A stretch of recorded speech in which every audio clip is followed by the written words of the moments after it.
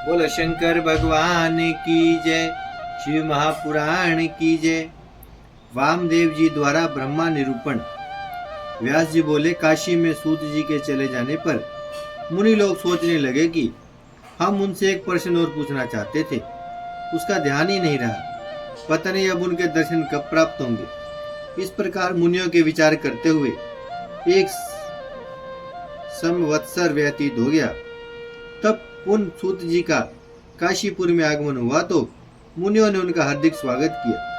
सूत जी बोले, हे मुनिवृंद, मैं आप लोगों के पास से चलकर तीर्थाटन करता हुआ दक्षिण में सुंदर तट पर पहुंच गया।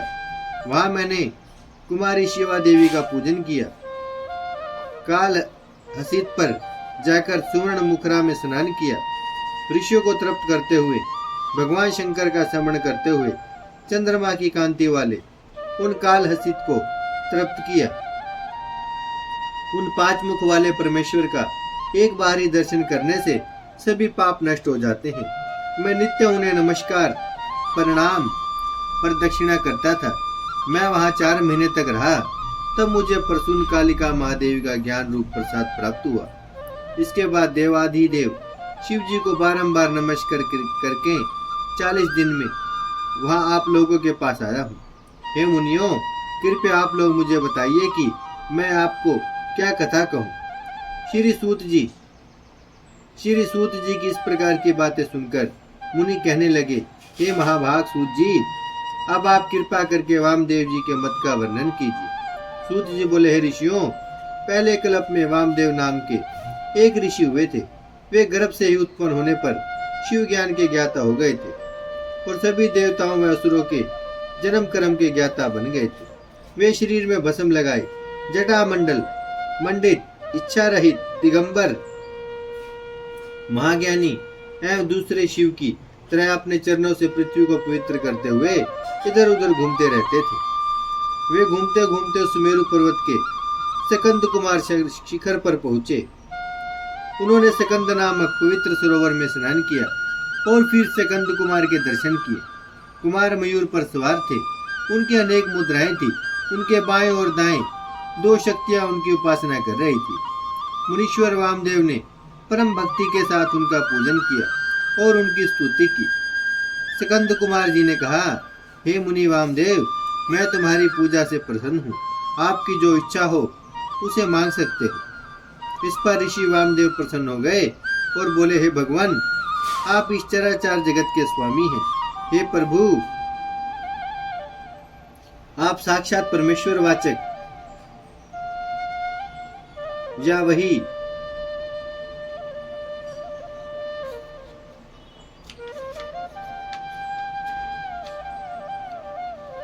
जो कि पशुओं का पाप मोचक है।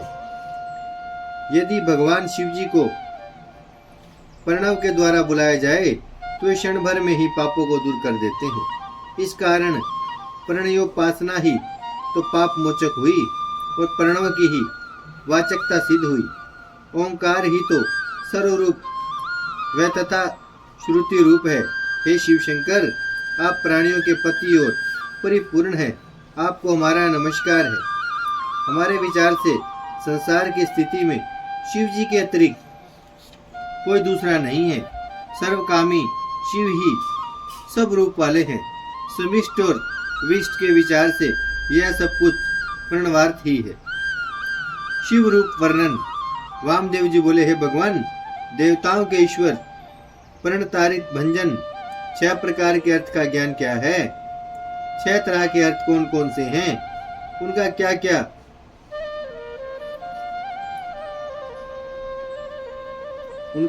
क्या पन्ना थोड़ा सा फटा हुआ है, इसके कारण थोड़ी सी असुविधा हो रही है। उनका क्या क्या ज्ञान है, इसका प्रतिपादक कौन है और इस ज्ञान का फल क्या है? इसके जाने बिना जीव शास्त्रों से दूर हो रहा है और शिव माया विमोहित हो रही है। मैं आपकी शरण में हूँ, अतः आप मुझ पर कृपा कर उसी ज्ञानामृत रूपी अमृत को पिलाइए जिससे मैं मोहरहित हो जाऊं।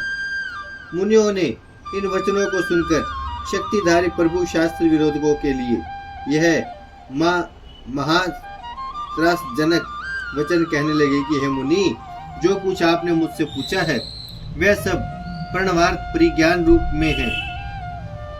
जो कुछ आपने मुझसे पूछा है वह सब प्रणवार्थ परिज्ञान रूप में मैं तुमसे सादर कहता हूँ, जो समिष्ट विष्ट के भाव से हमेशा ही शिव जी का है। फिर सुव्रत, अब मैं उन 6 तरह के अर्थों को बताता हूँ जिससे एक का ही परिज्ञान होता है। पहला मंत्र रूप, दूसरा मंत्र भाव, तीसरा देवार्थ, चतुर्थ प्रवचार्थ, पंचम गुरु रूप का दिखाया गया अर्थ और षष्ठम शिष्य के आत्म अनुरूप कार्य। पहले उस मंत्र रूप का वर्णन सुनिए जिससे व्यक्ति ज्ञानी हो जाता है। उसका पहला स्वर आकार है, उसके बाद 5वां ओंकार पड़ता है और उसी प्रकार पवर्त का अंत मकार, यही बिंदु और नाद है। यही बिंदु और नाद है। इन्हीं 5 को वेद में ओंकार कहा है। यह हमेशा बिंदु के प्रारंभ में है और यही वेष्ट रूप से सिद्ध ओकार शिव जी का वाचक है। इन्हीं 5 वर्णों की समिष्ट और बिंदु आदि 4 का समिष्ट कला प्रणव शिव का वाचक है और शिव जी के उपदेश मार्ग से जो उसका विचार है वही मंत्र रूप है।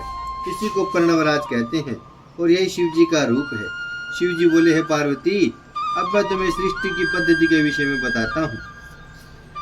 ये महेशादि चतुष्टय और सदाशिव कहलाती है। यही समिष्ट प्रभु आकाश के स्वामी हैं और उन्हीं का महेशादि 4 रूप इसी की वेष्ट है। जिन सदाशिव के सहस्त्रांश से महेश्वर की उत्पत्ति होती है तथा जो व्यक्ति अनंत रूप होने से ही वायु के भी अधिपति हैं, जिनके नाम से माया शक्ति है, जो क्रियाओं के अधिपति हैं और जिनकी ईश्वरादि चतुष्ट व्यक्ति रूप है। तिरोभाव भी 2 तरह का होता है, एक रुद्रादि गोचर तथा दूसरा जीव समुदाय का शरीर रूप है।